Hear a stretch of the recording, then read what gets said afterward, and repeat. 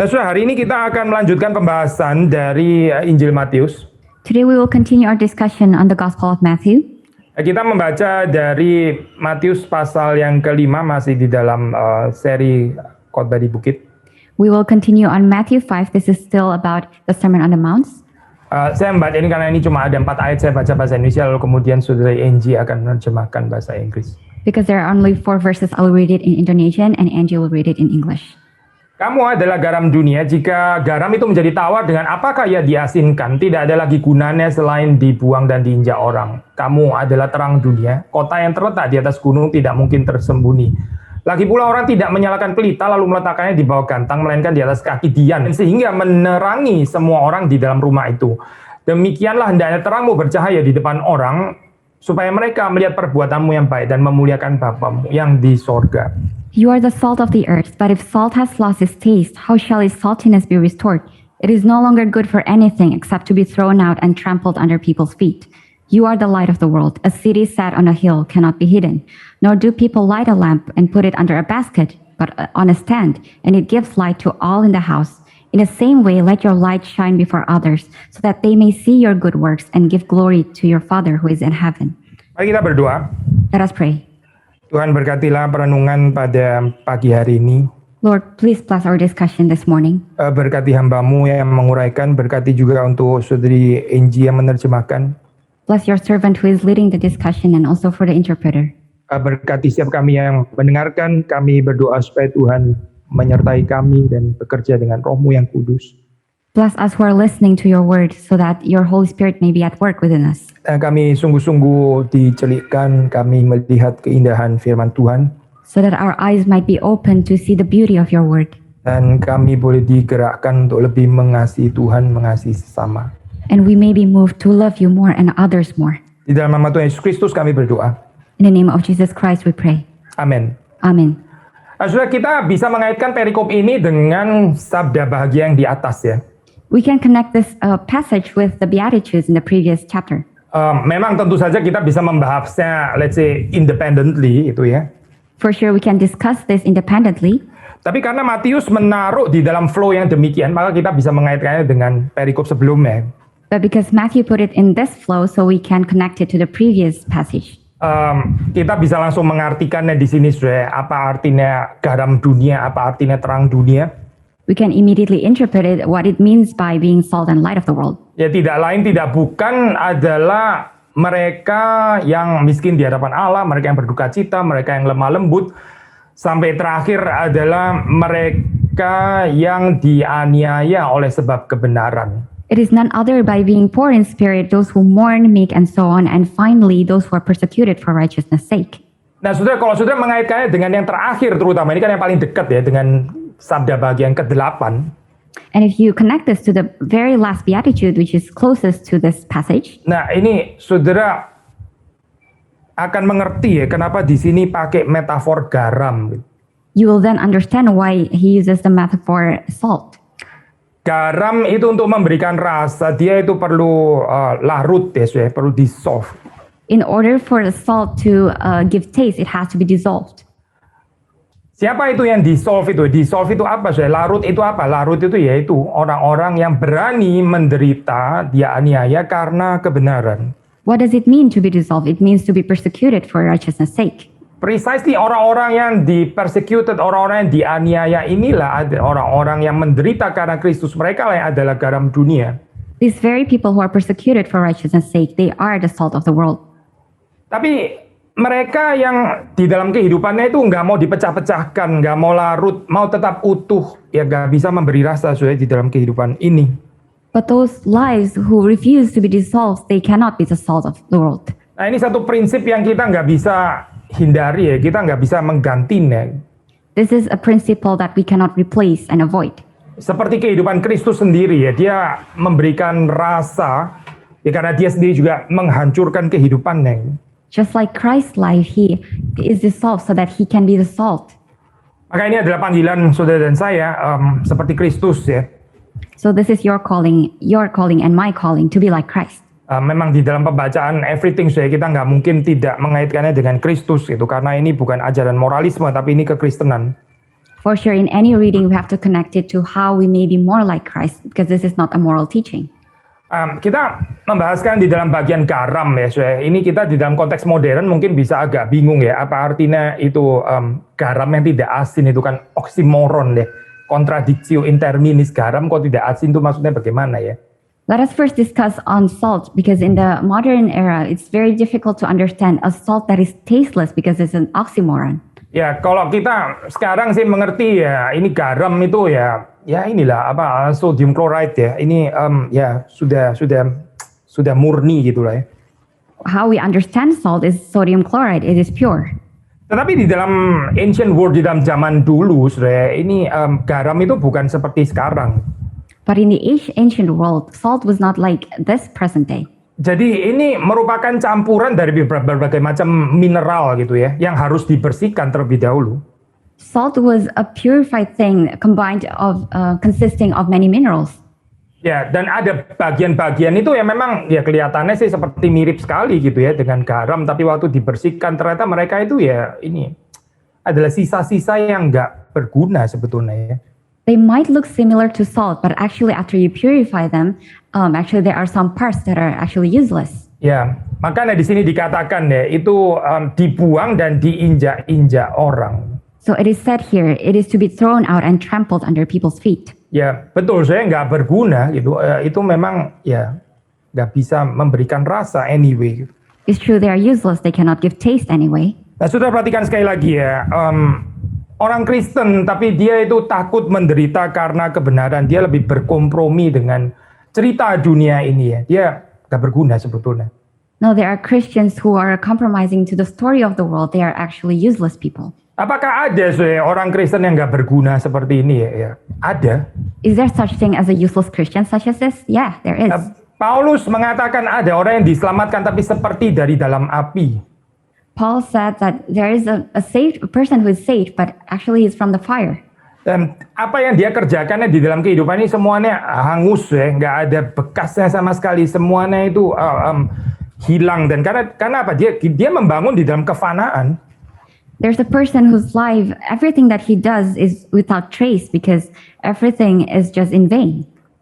Tapi saudara dan saya bukan dipanggil seperti itu. But you and I are not called like so. Kita dipanggil untuk menjadi garam yang tidak menjadi tawar.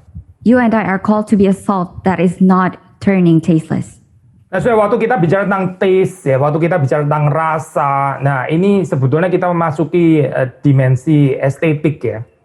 Actually, when we are talking about taste and flavor, we're entering the dimension of aesthetics. Nah ini penting karena ya kekristenan itu bukan bicara hanya tentang let's say intellectual truth gitu ya, kebenaran yang sifatnya itu kognitif intelektual ya. Because Christianity is not just talking about a cognitive intellectuals. Tetapi kita bicara tentang keindahan juga, kita bicara tentang rasa. But we are also talking about aesthetic, beauty, taste. Ya, saudara tahu di dalam kehidupan ini kita hidup tanpa rasa itu ya ini gak bisa tahan ya, saudara. You know, in this life, if we live without taste, we cannot bear it. Mungkin ada orang bisa merasa hidup tanpa kebenaran, mereka masih rasa oh nggak apa-apa gitu ya, bisa hidup tanpa kebenaran. Seperti Pak Pilatus mengatakan apa sih itu kebenaran gitu ya.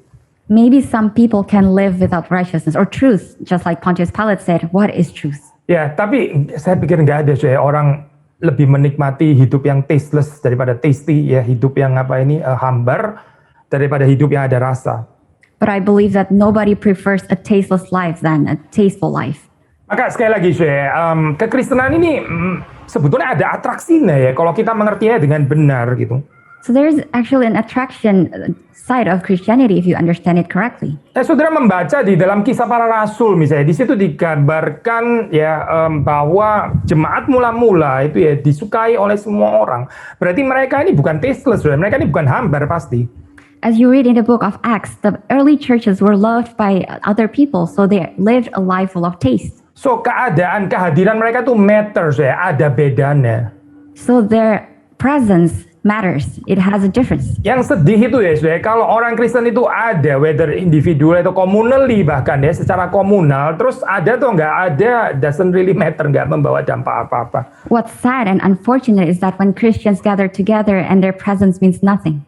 Jadi seperti nggak ada bedanya lah, dunia ya tetap hambar gitu ya, dunia tetap di dalam kepahitannya. So with their presence, the world is still bitter and it has nothing to do with them.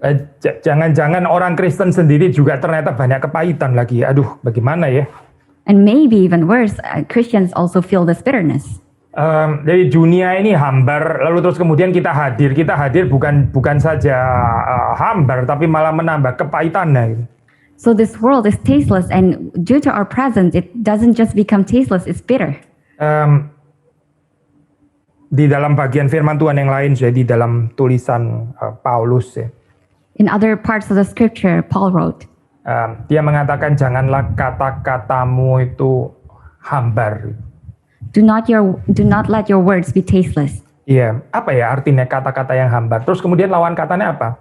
What does it mean to have tasteless words, and what is the opposite of that? Nah, kalau kita membaca dalam konteks itu, itu opposite ya, lawan katanya adalah kata-kata yang penuh cinta kasih. And if we read that passage, the opposite of that is words full of love. Kata-kata yang bukan ekspresi kasih itu hambar, bahkan kadang-kadang bisa menjadi kepahitan deh. Words that is not of love is just tasteless or even worse, bitter. Ya, memang di sini kita bicara tentang garam dibicarakan itu sebagai sesuatu yang asin ya, bukan manis. Kalau kata-kata kan kita lebih mengutarakannya itu kata-kata yang manis gitu kan ya. For sure, if we talk about salt, we're talking about saltiness, whereas for words, we like to use the word sweet. Seperti kayak mungkin kok agak nggak nyambung begitu ya. Kita kan nggak bilang kata-kata asin gitu, maksudnya apa ya? It seems like there's no connection. We never say a salty word. Tapi seperti banyak disoroti, seperti sudah banyak disoroti. But as mentioned previously, sebetulnya ada keindahan ya waktu Tuhan Yesus menggunakan metafor salt ini dibanding dengan gula misalnya. There is some kind of a beauty when Jesus used salt instead of sugar. Ya, sudah tahu di dalam pengalaman kehidupan kita ya, kita konsum yang manis itu ya kita bisa disgusted gitu ya, kita bisa enek lama-lama. We know that if we eat too much sweet, we can be disgusted. Not to mention juga belum lagi ditambah dengan ini efek kesehatan yang cenderung akan membahayakan. Not to mention its health side effect, which is dangerous. John Stott kalau saya nggak salah ingat ya, John Stott atau Martin Lloyd Jones, saya lupa, saya bacanya sudah lama sekali. John Stott or Martin Lloyd Jones, I read. Dia bilang kan di sini dikatakan kamu itu adalah garam dunia, nggak pernah dikatakan kamu itu adalah permen dunia gitu, candy of the world. Kamu adalah gula dunia, kan nggak dikatakan seperti itu. He wrote that it is said that we have to be the salt of the world, not the candy of the world or sugar of the world. Ya, kita nggak dipanggil untuk pemberitaan kita itu jadi sugar coated gitu ya. Ini sudah tahu ada istilah sugar coated kalau di dalam bahasa Inggris ya, dibikin seperti lebih manis, tapi nggak ada kali istilah ya salt coated speech gitu. Apa maksudnya salt coated gitu? Nggak ada. We're not called to have a sugar coated words, and we never called to have a salt coated word. Ya, maksudnya ada yang menarik di dalam metafor garam ini ya, di dalam fungsi garam yang tidak ada pada gula atau candy apalagi ya, permen. There's an interesting aspect to the metaphor of salt that we cannot find in candy or sugar.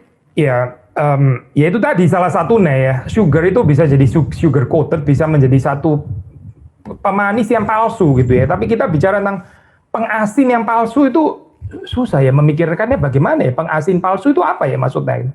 One of the aspects is that sugar can be understood as a sugar coated words, and we have never heard of a salt-coated words. Nah, garam itu seperti saudara tahu ya, waktu berjumpa dengan wound, berjumpa dengan luka, itu bisa menimbulkan pain ya. Tapi ini pain yang healing ya. Ini adalah rasa sakit yang berpotensi bisa menyembuhkan sebetulnya. We know that salt, when exposed to a wound, it can hurt really badly, but it is a pain that is healing. Ya, bisa berfungsi preservatif ya, even to some extent tanda kutip antiseptik gitu, yang menolong di dalam hal ini, yang mana itu nggak bisa dilakukan oleh gula. It can also function as a preservative or also an antiseptic that cannot be found in sugar. Nah, saudara melihat di sini ya ada aspek korektif ya saudara, terhadap luka yang ada di dalam dunia ini, bukan sekedar menjadi pemanis yang menyenangkan.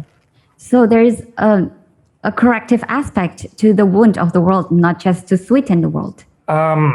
Belum lagi ditambahkan dengan ini ya spectrum of meaning, yaitu ini sudah kita waktu makan yang sesuatu yang asin itu bisa membawa kepada ketertarikan yang sehat. Maksudnya ini menimbulkan satu rasa yang saudara akan terus untuk menginginkannya gitu.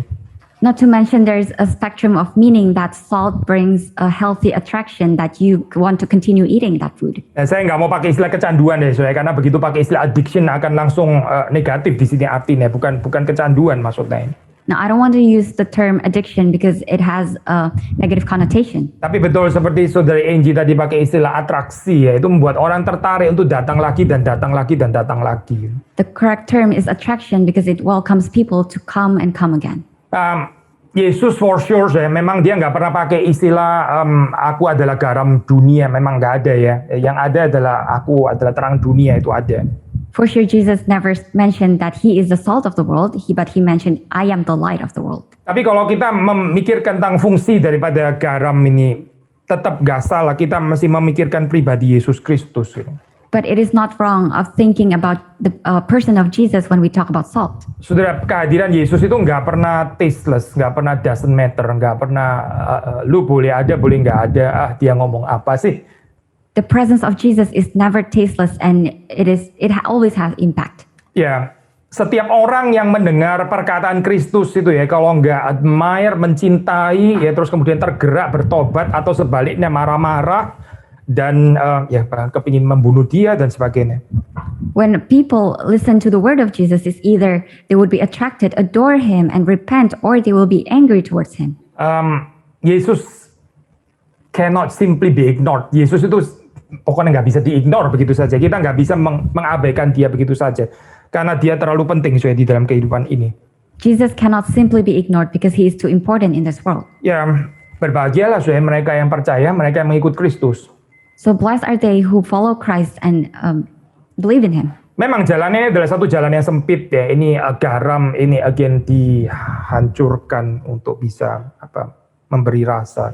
For sure, this is a narrow path because a salt requires to be dissolved to give taste. Kita di dalam natur kita yang berdosa, kita cenderung memelihara keutuhan.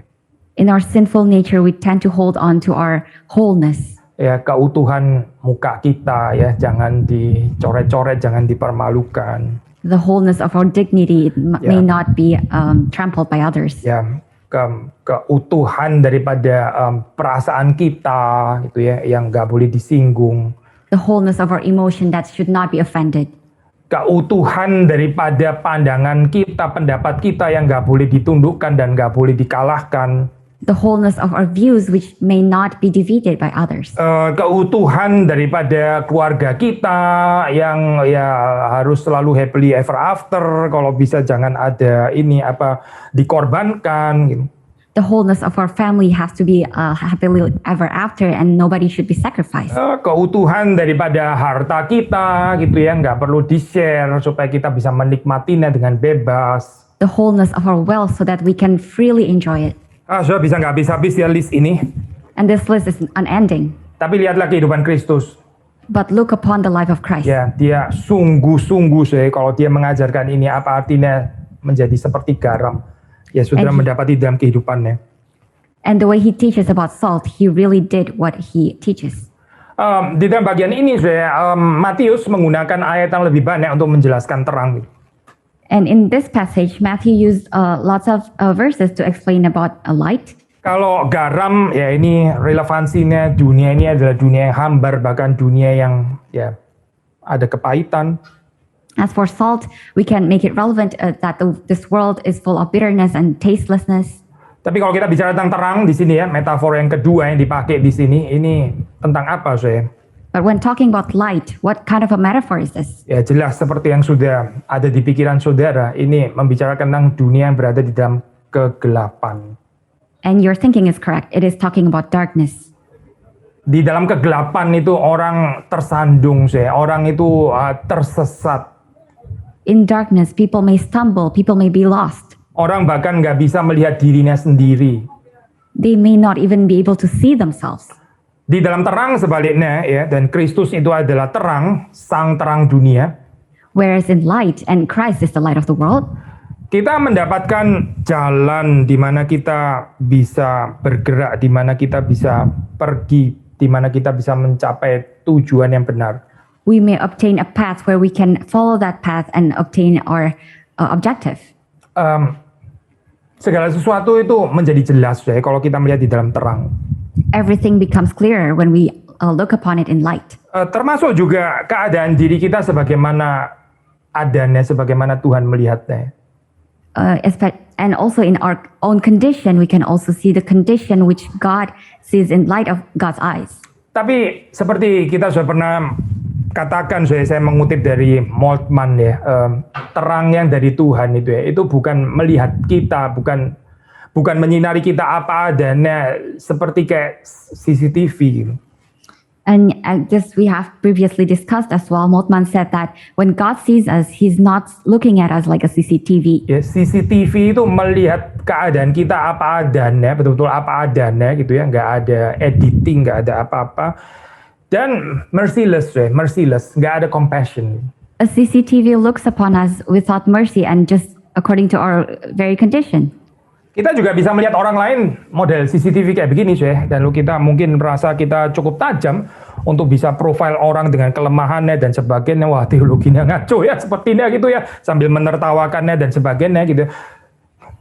Yang nggak ada compassion dan merciless CCTV. And we may even view others in the CCTV manner without compassion. We are judgmental and we take profile of others according to our own truth. Ya, termasuk juga merendahkan, ridiculing dan sebagainya.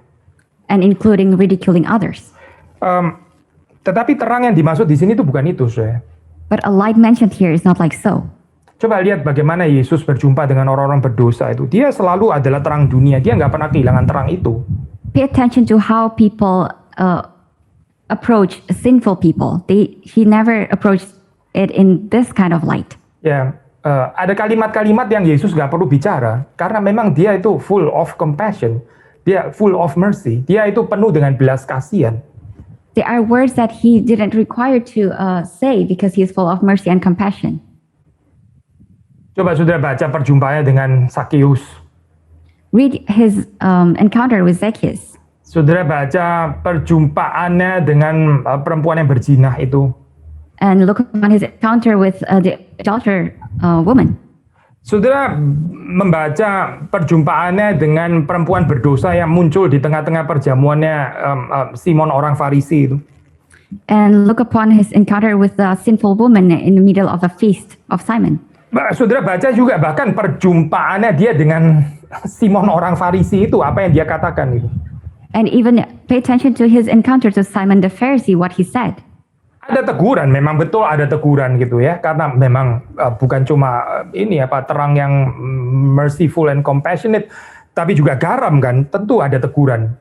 For sure, there was a rebuke because it's not just about compassion and mercy, because salt also has that aspect of correction. Tapi saudara tetap bisa membaca ya cinta kasih Kristus gitu, bahkan itu waktu Yesus memandang orang kaya yang akhirnya binasa itu ya, itu ada Injil yang mencatat Yesus belas kasihan kepada dia.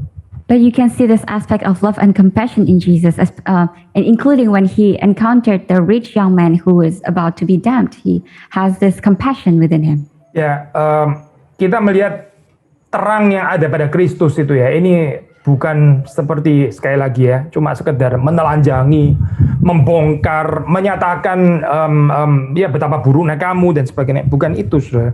We see that the light of Christ is not just about stripping other people and to expose them of their sins. Nah, gereja yang bercahaya, kalau kita bicara secara komunal di sini, karena indeed ini bicara communally sebenarnya. If we talk about a communal aspect of the church, if the church is light, Juga akan ada compassion seperti ini, seperti Kristus sama gitu, bukan berarti terus kemudian waktu individual personally kita compassionate, waktu communally mendadak jadi judgmental. there will be an aspect of this compassion, just like Jesus. It's not like we are compassionate when we, as an individual, but as a community, we do not. Menegur itu satu hal, tapi menegur dengan cinta kasih itu hal yang lain ya. Rebuking is one thing, but rebuking with love is another. Nah, saudara diundang di dalam hal ini ya untuk menghidupi panggilan ini. You are called to live this life. Tadi kita mengatakan bahwa terang ini sebetulnya bicara tentang kesaksian komunal ya, terutama bukan individual. Dari mana kita tahu? We mentioned that this being salt and light is about a communal witnessing. How do we know that? Nah ini dari again gambaran metafor yang dipakai di sini. Ini kan kota yang terletak di atas gunung, tidak mungkin tersembunyi. It is by this metaphor that a city set on a hill cannot be hidden. Ya, mungkin nggak semua kota mungkin memberikan kemungkinan seperti ini ya. Kalau saudara pergi ke Bandung itu ada The Peak ya, yang orang bisa melihat gitu ya. Wow, beautiful ya ini. Maybe not all cities are like this, but if you know the peak in Bandung, you can see the whole city from that mountain top. Ya, sudah pergi ke Hong Kong ada tempat yang rada hilly, sudah bisa lalu overlooking itu kota Hong Kong, itu bagus sekali gitu. And in Hong Kong, there's also a very hilly spot which you can see the whole city from that hill. Saudara bisa ke Perth, lalu ada Kings Park yang saudara bisa overlook itu kota yang ada di bawah, itu beautiful view. And there's the Kings Park in Perth, which you can see the whole city, which is so beautiful. Tapi ini terbalik sebetulnya gitu, bukan dilihat dari atas, tapi dilihat dari bawah. Justru kotanya yang ada di atas gitu ya.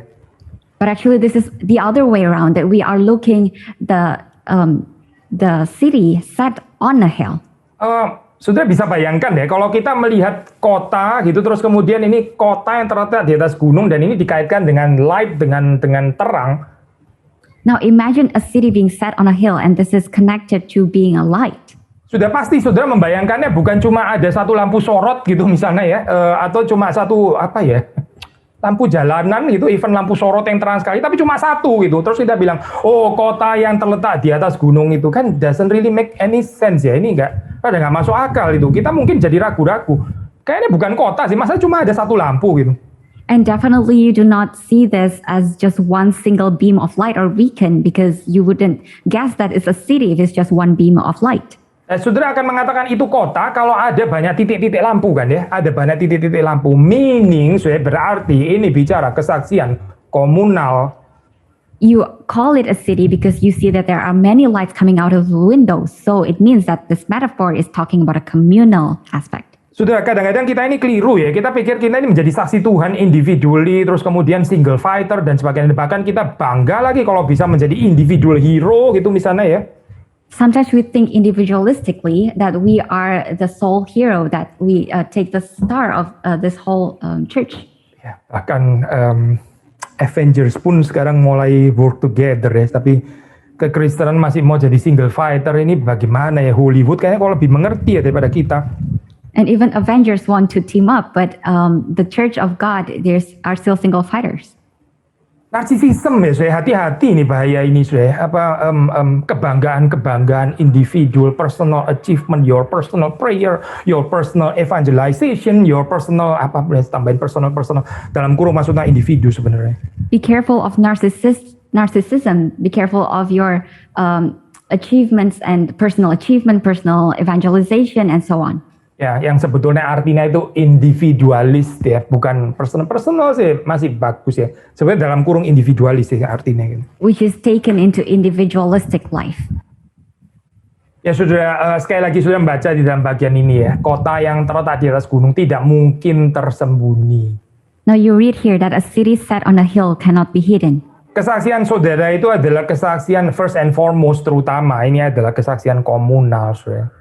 Your bearing witness, first and foremost, is about in a communal way.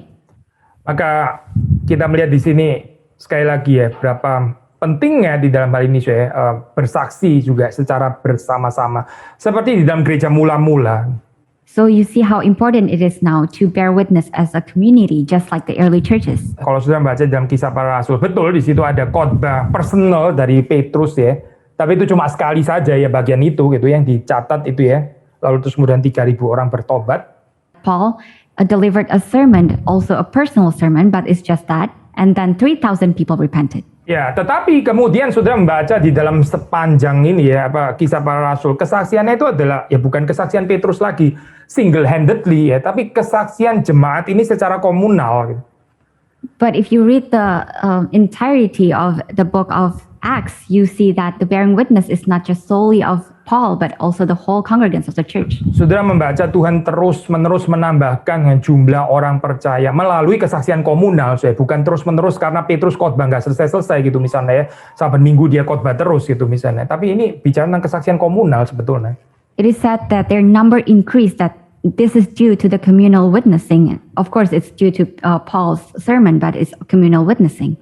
Saudara, kita nggak bisa overemphasize lah ya, ini pentingnya communal witness, pentingnya kesaksian komunal ini gitu di dalam kehidupan gereja. And we cannot overemphasize this communal witnessing in the life of a church. Ya sekali lagi saya harap di dalam situasi yang memang gak ideal sama sekali ini ya, kita jangan kehilangan kesempatan untuk bersaksi secara komunal ini gitu. We hope that in this difficult situation, we do not miss this opportunity to be witnesses of the community. Waktu kita melanjutkan dalam bagian yang berikutnya, saya sudah mendapati di sini ya, ini absurditas ya, mungkin absurd lah saya ini ya, ketidakmasuk akalan ya. Kalau pelita itu setelah dinyalakan lalu kemudian diletakkan di bawah gantang. Continuing on to the passage, it is absurd to have a lamp put under a basket. Apa sih ini artinya saya kalau kita boleh menafsir gitu ya, ini hiding a lamp, menyembunyikan lampu ini apa gitu. What does it really mean to hide a lamp under a basket? Ya ini saya membuat keagamaan kita yaitu ditaruh di dalam wilayah privat. It is to put our religiousness in a private area. Nah tadi kalau kita bicara kesaksian itu harusnya komunal dan bukan individual. We talked about bearing witness as a community and not individually. Sekarang kita bicara tentang terang yang bersinar ini saya, kita sebagai terang. Ini nggak harusnya diprivatisasi ya, tapi ini mendapatkan tempatnya di public arena, di public domain, di public life, di dalam kehidupan ruang publik. Now we're talking about a lamp that should not be hidden personally, but as a showcase to the society, to the world. Saya sayang seringkali gereja itu membangun entah sadar atau nggak sadar ya, semacam dualisme yang nggak terlalu menolong sebetulnya. And sometimes the church is building some kind of a dualism that is not helpful at all. Maksudnya yang disebut kesaksian itu adalah terlibat di dalam banyak kegiatan gereja gitu. Because they think that a bearing witness is being active in many church events. Tetapi waktu mereka di dalam kehidupan mereka sehari-hari, di dalam public domain mereka, di marketplace ya, di dalam ruang kerja, pendidikan dan sebagainya, ya nggak ada kaitannya ya dengan kekristenan gitu. But in their daily lives, in public domain, in their academic life, in their workplace, their marketplace, they don't reflect a Christian. Lalu mereka akan mendapati orang-orang yang katakanlah Kristen lumayan kalau mereka bisa mengkompensasi ya sekularisme itu di dalam dunia kerja dengan apa? Dengan kasih persembahan misalnya. And we say that we can compensate all this by giving offering to the church. Atau dengan ya menjadi penata layan ibadah. Or by an activist in the church. Atau dengan apalagi janji iman. Or by faith giving promise. Oh, ikut KKR regional gitu ya. Or joining a gospel rally. Tapi di dalam public arena itu sebetulnya nggak tertebus, itu wilayah itu tetap remain sekuler dan nggak ada Tuhan sebenarnya. But actually that dark part of secularism in their life is untouched. Jadi apa artinya kerja? Oh, kerja itu maksudnya adalah kerja. Kerjalah sekeras mungkin nanti dapat uang. Jangan lupa persembahkan kepada gereja gitu ya, jangan lupa.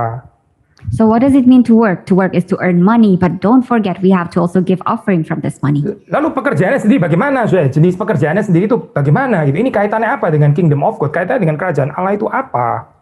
But what about the work itself? What does it have anything to do with the kingdom of God? Saya perhatikan ya ini bahaya model evangelikalisme yang seperti ini ya, yang ya kita percaya sih ini bukan teologi Injili yang asli sebetulnya, bukan seperti ini harusnya, tapi bisa ada penyempitan ke arah sana. Gitu. Be careful of the theology of evangelism like this. We believe that this is not the true evangelism. Tapi bahaya untuk menjadi reduktif ke sana itu very real ya, saudara. Ini sangat-sangat nyata gitu. But the danger of being reductive like that is very real. Ya inilah yang dikatakan oleh Matius ya, kamu menyembunyikannya di bawah basket, kamu menyembunyikan di bawah gantang gitu ya. Kamu and your private religiosity, kamu dan keagamaan privatmu. Gitu. And this is what Matthew is talking about here, referring to here, a lamp under a basket, you and your own personal religiousness. Nggak ada public exposure ya, orang itu nggak bisa melihat ya. There is no public exposure and people cannot see that. Nah mungkin saudara waktu mendengar kalimat ini ya, saudara merasa bisa ada kayak, loh ini bukannya nanti di bawah nggak lama lagi Yesus akan mengajar, katanya kita harus melakukan spiritualitas kita di dalam ketersembunyian. Bukan untuk dipertontonkan kepada dunia gitu. But we may say that Jesus after that, he teaches that we should not expose our good works, that we have to do it in private. Maksudnya saya bicara tentang ini ya, spiritualitas memberi sedekah, berpuasa, berdoa. Ini kan pengajarannya sama, yaitu lakukanlah di dalam ketersembunyian gitu kan. I'm talking about the action of a charity, of praying or giving offering. We have to do them in private. In hiddenness lebih tepat sih. Kalau in private benar-benar akan kontradiktif ya. In hiddenness sebetulnya ya ini apa. So, jadi kita seperti melihat, nah ini kontradiksi dong berarti yang dikatakan di sini. Kok di sini diminta supaya terang bercahaya di depan orang. Tapi ntar waktu bicara spiritualitas yang trilogi spiritualitas suruh di dalam ketersembunyian. Jadi bagaimana sebetulnya? We may say that this is contradictory to the other passage that says that we have to do all those works in hiddenness. Jadi, ya apakah ini satu kontradiksi? Dan kalau kita jawabnya tidak, lalu terus penyelesaiannya bagaimana? Gitu? So is this a contradiction? If no, then what's the solution? Nah, sudah perhatikan ya, waktu di sini dikatakan ayat 16-nya, demikianlah hendaknya terangmu bercahaya di depan orang, ya di depan orang. Ini nggak ada sama sekali anjuran motivasi untuk showing off lah, boasting, apalagi menunjukkan self-righteousness, kebenaran sendiri, kan bukan itu yang dimaksud ya. In verse 16 you read that in the same way let your light shine before others. This has nothing to do with boasting or arrogance. Atau showing off gitu ya. Or showing off. Jadi ini bukan semacam performing atau mempertontonkan tindakan-tindakan religius supaya mengesankan impress others, sama sekali bukan itu gitu yang dimaksud di sini. This is not to perform your religious virtues in front of others. Tetapi seperti saudara baca di sini ya, saudara melihat ini akhirnya adalah bicara tentang kemuliaan Bapa yang di sorga. But as you read here, it is about giving glory to your Father who is in heaven. Nah kita mesti jujur ya di dalam hal ini ya, jangan kita sebetulnya mau show off. Lalu kita bilang ini adalah demi kemuliaan Tuhan. Ini kita berdusta di hadapan Tuhan ya. Now we have to be honest here. We cannot say that I'm doing this for the glory of the Father in heaven, but we are showing off. Actually, we have to. Ya, saya akan menunjukkan kekayaan saya gitu dan saya akan taruh di Instagram. Silakan lihat sepatu-sepatu saya dan baju saya dan mobil-mobil saya. Ini kalau di total bisa 33 miliar jumlahnya gitu. Tapi saya melakukan ini untuk kemuliaan Tuhan gitu misalnya. We cannot be posting our riches or shoes or branded bags on Instagram and say that these are all worth 33 billion and I'm doing this for the glory of God. Sudah susah ya percayanya gitu. Apa hubungannya kemuliaan Tuhan dengan ini, saudara? It's hard to believe this. What is the connection between this and the glory of God? Mana ayatnya, saudara? Ini apa kemuliaan Tuhan dinyatakan dengan barang-barang mewah yang ada pada saudara, itu ayatnya mana gitu? Which verse is that? Which verse says that we have to connect our wealth with the glory of God? Hati-hati ya, saudara, mendemonstrasikan kemuliaan Tuhan dengan cara dunia. Gitu. Be careful in demonstrating the kingdom of God in light of the world. Terus kemudian kita justify kesombongan kita, ya, narsisisme kita justify theologically dengan mengatakan, tapi ini untuk doxologi loh sebetulnya.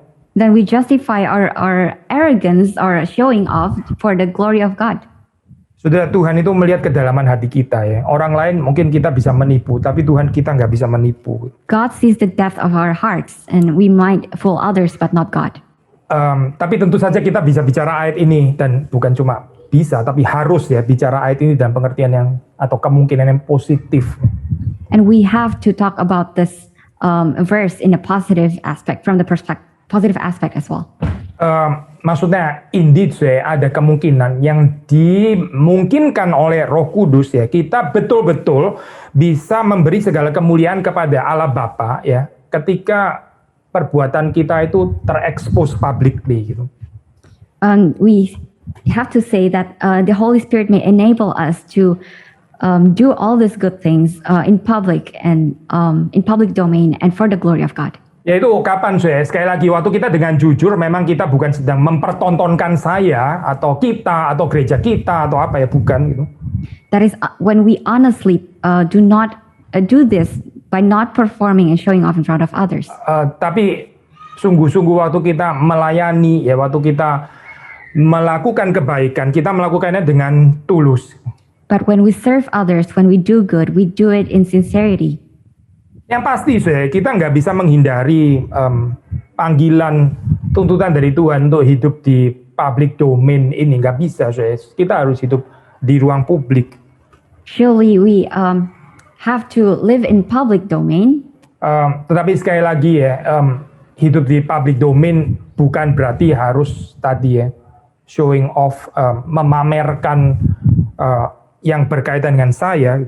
But living in public domain doesn't mean showing off what we have, what we possess. Tapi motivasinya itu sungguh-sungguh adalah supaya ketika mereka melihat, lalu yang dilihat itu bukan saudara dan saya, yang dilihat itu adalah kemuliaan Bapa. But the true motivation is to showcase not of our own good, but the glory of God. Semakin orang melihat kemuliaan Allah itu ada di dalam kehidupan kita ya, berarti kehidupan kita ini sungguh-sungguh diberkati oleh Tuhan, kita menjalani kehidupan yang menyenangkan Tuhan. The more people witness the glory of God through us, the more we are pleasing to God's eyes. Demikian juga waktu kita mengatakan tentang gereja kita ya, semakin waktu orang melihat gereja kita, lalu yang dilihat itu bukan hebatnya gereja kita gitu, tapi yang orang lihat itu adalah kemuliaan Tuhan. Ini adalah gereja yang memperkenan hati Tuhan. The same way for our church, if our church have to showcase to others so that other people may look upon the glory of God. Ya, tetapi sekali lagi ya, panggilan kita bukan untuk mempermuliakan kita sendiri, gereja kita sendiri dan sebagainya. But once again, our calling is not to bring honor to our own church. Gereja kita saya adalah gereja yang dikasihi Tuhan ya, bukan gereja yang memamerkan diri berapa dalamnya kasihnya kepada Tuhan. Our church is a church that God loves and not a church that showcases how much we love God. Kiranya Tuhan menolong kita, kiranya Tuhan memberkati kita semua. May God help all of us. Mari kita masuk dalam doa. Let us pray. Bolehkah minta Saudari Angie untuk menutup di dalam doa? Our Heavenly Father, we give thanks for your word that you have delivered unto us this morning. Lord, we have just realized how terrible our lives has been, how much we've been living in a dualism life. And Lord, we know that the road is narrow and it's not easy. But according to your example that you have set for us, help us so that we may be faithful to you and faithful to your word, and we may be strengthened by your word every single day to live your life, the life that you have lived for us, being a salt and light of the world. And help us not to be judgmental, and we don't profile others, but we look upon ourselves, we look upon our own church and how we may be the salt and light to the world, to not just rebuke, but also to love them, Lord.